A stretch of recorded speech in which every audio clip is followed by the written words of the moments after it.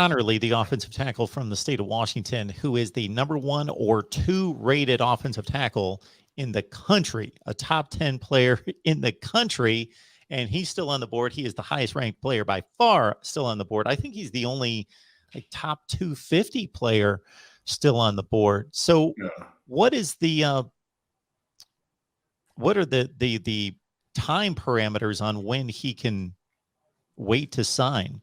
Well, I mean, you have all the way up until like April. I think the window's open. Okay. March or April. You just don't see that often.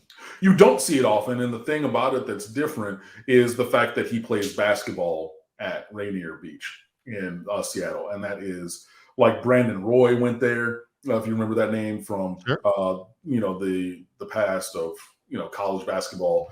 As I sit here and I'm playing college basketball on my PS3, sorry. But in college basketball and pro basketball, like he went out there. I think he coaches there now.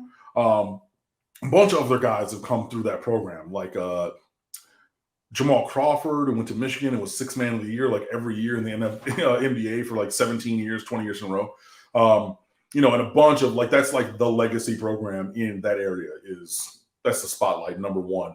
That's I'm from Detroit, right? That's your Detroit Country Day basketball of the Seattle area, and they take it very seriously and he takes it very seriously. So he's like, I would rather be here and play in these games and tournaments and things like that and push with this elite program for another championship versus taking official visits in the middle of the heart of the basketball season. So he's waiting until the end of the season to go and take his 2 remaining visits and things. That's why we got him in when we did early before things really kicked up with basketball, but he didn't take the other 2 visits because of timing, just because of the basketball season. So yeah, he's going to wait more until the March, April towards the deadline to sign than obviously right now, but very unique in that he has all the choices. He's not, your 5'10" wide receiver who might be a step too slow and is waiting to see if somebody doesn't qualify at Western Kentucky to slide in there. He's not that.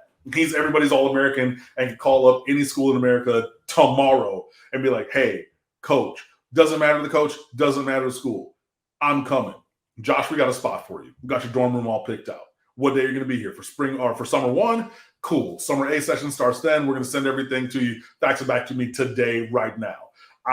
They could be in a couples massage with their wife in Cabo. It could be Brian Harsin in Cabo on vacation. And he got that call from Joshua Conerly. And I guarantee you, if he didn't go back to Auburn, his phone or that phone connection would go back to Auburn. He would say, hey, Susie in the office, I need you to fax this or check the whatever today right now. That's the kind of talent that he has. But yeah, it's going to take a little bit.